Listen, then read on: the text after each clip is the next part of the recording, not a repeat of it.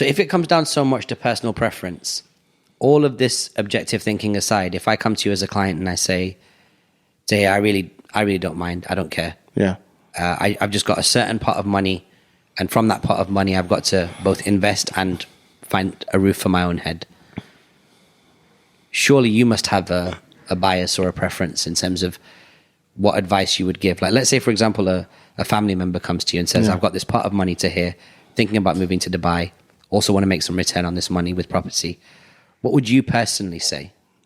Look, first and foremost, when it comes to your own house, a lot depends on what exactly is your requirement. Because when it comes to your own house, there could be a lot of requirements. If your kids are going to school, you need to be closer to the school.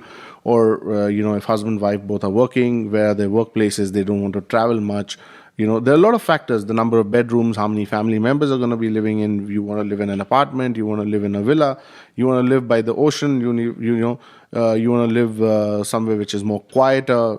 So there are a lot of factors. But that's a huge point, right? Like if where you live and your access to schools, office locations, things like that is the most important, then you've got to choose a property in that area, regardless of whether you're buying or renting. Exactly. Okay. So, so then it comes down that, okay, then you narrow down that you need to be in a particular vicinity or a location.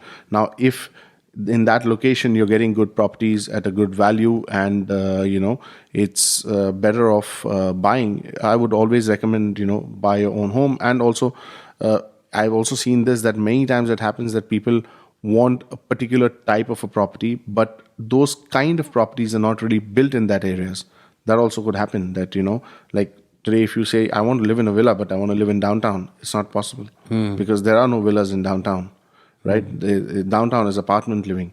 So it also, depends on these factors.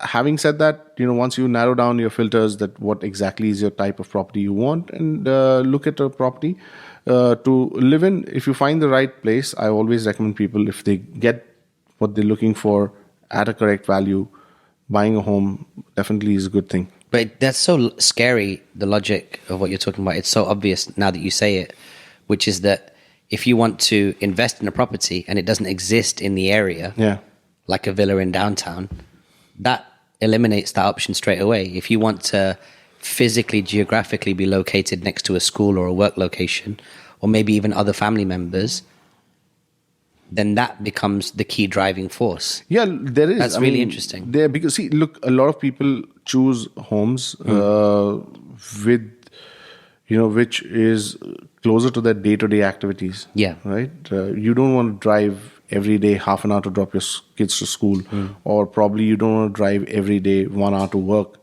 Okay, you want to stay closer to work, closer to all, where your day-to-day, activity is around.